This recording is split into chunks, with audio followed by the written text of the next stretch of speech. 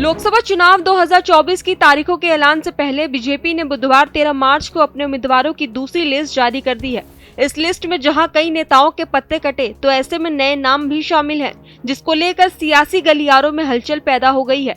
आपको बता दें कि बीजेपी के उम्मीदवारों की दूसरी लिस्ट में 72 प्रत्याशियों के नामों का ऐलान किया गया है, जिसमें कई दिग्गज नेताओं को चुनावी सवर में उतारा गया है। इस लिस्ट में केंद्रीय मंत्री नितिन गडकरी, पीयूष गोयल, अनुराग सिंह ठाकुर और शोभा कंदरलाजे के अलावा 3 राज्यों के 3 पूर्व मुख्यमंत्री को भी लोकसभा की टिकट दी गई है। बता दें कि पीयूष गोयल पहली बार लोकसभा चुनाव लड़ेंगे। इस लिस्ट में पूर्ववर्ती मैसूर शाही परिवार के यदुवीर कृष्णदत्त वाडियार का नाम भी शामिल है।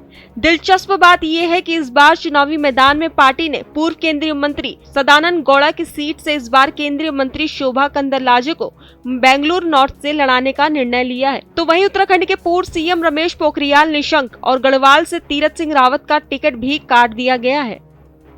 तो वहीं आपको बताते हैं कि बीजेपी की दूसरी लिस्ट में क्या खास है।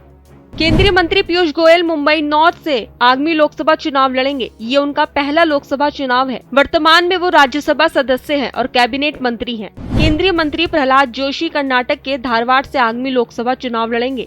केंद्रीय मंत्री नितिन गडकरी महाराष्ट्र के नागपुर से आगामी लोकसभा चुनाव लड़ेंगे। बता दें, राज्य में बीजेपी एकनाथ शिंदे की शिवसेना और अजित पवार की एनसीपी के साथ मिलकर गठबंधन में चुनाव लड़ेगी। हरियाणा के मुख्यमंत्री पद से मंगलवार 12 मार्च को इस्तीफा देने वाले मनोहर लाल खट्टर करनाल से लोकसभा चुनाव लड़ेंगे। बता दें कि बुधवार 13 मार्च को उन्होंने करनाल विधायक पद से भी इस्तीफे का ऐलान करते हुए कहा है कि हमारे मुख्यमंत्री करनाल विधानसभा क्षेत्र की देखभाल करेंगे। केंद्रीय मंत्री अनुराग ठाकुर हिमाचल प्रदेश के हमीरपुर से आगामी लोकसभा चुनाव लड़ेंगे। कर्नाटक के पूर्व सीएम बसवराज बोम्मई हावेरी से चुनाव लड़ेंगे। बेंगलोर दक्षिण के मौजूदा सांसद तेजस्वी सूर्या बेंगलोर दक्षिण से चुनाव लड़ेंगे। बीजेपी नेता अनिल बलूनी उत्तराखंड के गढ़वाल से आगामी लोकसभा चुनाव लड़ेंगे। बीजेपी ने अशोक तंवर को सिरसा सीट से मैदान में उतारा है।